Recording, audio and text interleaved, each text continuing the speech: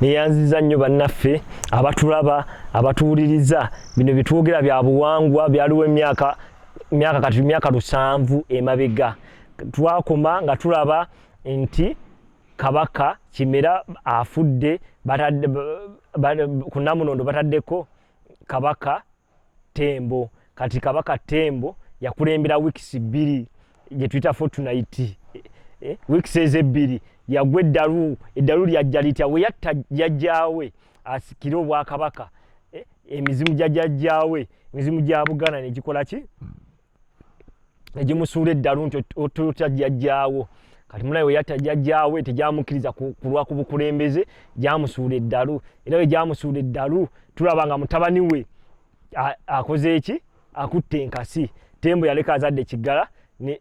yaleka azadde Kigala ne mwanyina Nazibanga kati mnaye mwanyina yaza mwe muva mayanja omuga mayanja gwe mulaba ogumu oguyita Seguku ne basinkanira ebusunju omulala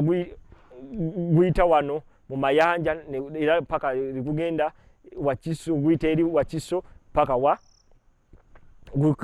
gujoiningira busunju kati eje emigga mitonde era tulaba ne omusozi Jinja Kalori na olwajira mu kiseera ekyo ku mulembe gwa Ssekabaka ani Ttembo nga amaze okukola ki okugwa Eddalu omusambwa Jinja Kalori nagwe gwasitukira ogw'obutonzi gye gimu kujasuula Ttembo Eddalu kati Ttembo munaye mutabani we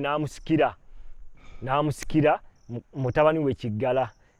we yamusikira munaye Kigala ya musajja wa amaanyi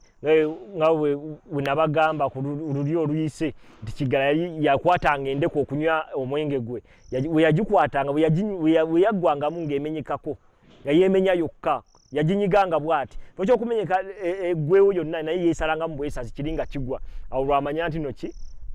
endeko eweddemu omwenge yakwatanga emmindi oginywa era nga n'emmindi eyo weggwamu ki akaliro kali nikataaba niyo ngeyikola ki ngemenyekamu emmindi eyo kumanya yayinanga amaanyi mu ngalo kyofula yawangala nnyo kati munaye Kigala ye Kabaka eyali ow'emirembe nnyo ebitonotono ku Kabaka Ssekabaka Kigala yali wa mirembe nnyo ebyobukulembeze bye ebyobukulembeze byali birungi nnyo administration ye yali eri mu lineage nti okuva kuwekyalo mayumba 10 nogenda kuwa Gombolola nova kuwe Gombolola nogenda kuwomuluka nova kuwomuluka nogenda kuwe Gombolola I mean kuva yavanga ku mayumba 10 negenda ku mwami neva ku mwami negenda kuwekyalo neva kuwekyalo negenda kuwomuluka neva kuwomuluka negenda kuwe Gombolola neva kuwe Gombolola negenda kuwesaza neva kuwesaza paka Kabaka wesaza yakikiryanga ki ensonga zonna wezatukiranga ku Kabaka Kigala era n'abataka we batyo nti bavanga gundi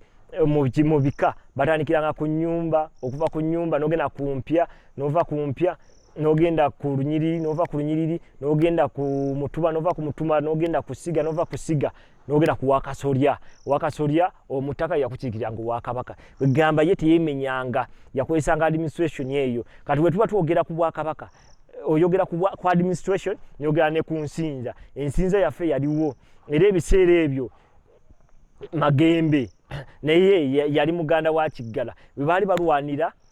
balwanira ki obusika gagamba Magembe nza ino okulembera Kigala ino okulembera kati Magembe nabbe jembe bwe jembe ere jembe nadduka ebuddu yaddukira ebuddu yaddukira mu kifo kye bayita ku lusozi bye bayita Kasasa Kasasa abebuddu odukira Kasasa kikyavaamu n'ekigambo Masaka kyava mu Kasasa ne kifuuka Masaka era obuvuve bwa Masaka babire ebuddu mutegedde tikyava ku Kasasa ne kigenda ku Masaka awo ekyo ekifo kyatandika okuyitibwa Masaka ebuddu kati munnaye Kigala n'akulembera yakulembera nga asinza emisambwa kati ngayo nkugambye mayanja oguyita Seguku n'oguyita ki eno ne gisinkanira eri ebusunju ku mayanja yennyini gyayiwa amazzi awo era yasinzanga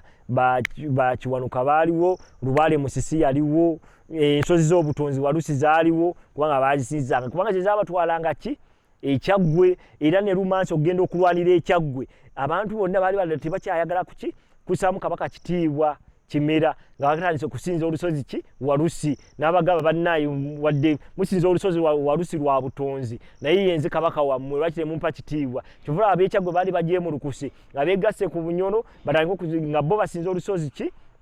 Walusi ne bagamba akagenda n'abasinza olusozi Walusi olusozi lwa nnono mu Buganda wano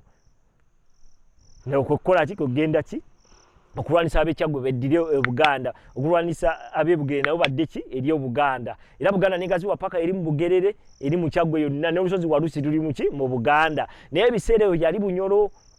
mu myaka gy'ebina 5 6 7 8 yali ekyali Bunyoro 9 10 10 naye wano tulaba mu 13 ku mulembe gwa Kabaka Kimera yali alwanisiza nga Buganda gigaziza paka Kyaggwe n'olusozi Walusi nga bagenda odusinza that holy place ogisinza nga eri muki mu Kyaggwe nga bamaze okukola ki ogizza eri Obuganda tulaba Kiggala yali musajja w'amaanyi yawangala nnyo Kiggala musajja yali w'amaanyi yawangala nnyo era Kiggala yali mu obukulembeze bwa Kiggala yaleka azadde abaana kati Kiggala yazaala baana ki Kiggala yazaala Kayemba era Kayemba Ssekabaka Kayemba yamusikira Kayemba yali musajja mulungi nnyo Kayemba naye yatwala empisa za kitaawe Kayemba munnaye naye bwe yakula n'azaala omwana gwe bayita Kayima naye n'akulembera kubanga kati tulaba Kiggala yakulembera we yakulembera n'akola ki n'akulembera okuva mu 13 kubanga Ttembo yafugako weeks 2 n'akulembera n'atwala ekyalibadde ekisanja kya kitaawe Ttembo n'akikulembera n'ajja mu 1304 1305 mpaka 1306 awo Kayemba n'akwatamu Kayemba munnaye naye yakwatamu nga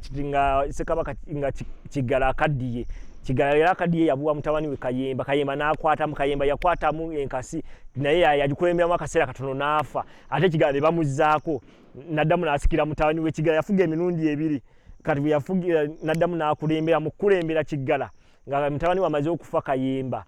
Kabaka Kayemba amaze okufa n'addamu n'akwata n'akulembera kati Kayemba yagenda okufa ng'azadde omwana omulangira oyo Kayima naye n'akulembera naye Kiggala we yali akaddiye nga awuttaale takyategeera n'akwasa ate muzukulu we Kayima n'akulembera awo muzukulu we Kayima mu 1307 mpaka 1308 ne Kayima era naye n'akola ki n'akulembera n'azaala omwana kati oyo omwana we tugenda okumanyira amaanyi ga Buganda kati omwana we yazaala omulangira Nakibinge abasinga abalangira Nakibinge tebamumanyi Nakibinge yegaziya Obuganda nawe yegaziya Obuganda nga yeyambisa omulwanyi gwe bayita Kibuko Mumbaale kati munnaye Kayemgundi tuli omulangira ani Ssekabaka Kayima azadde naye omulangira Nakibinge kati Kabaka Kayima naye we yakulembera naye n'akulembera awo 1308 14 n'akulembera awo gimanye nga jjajja we akyaliwo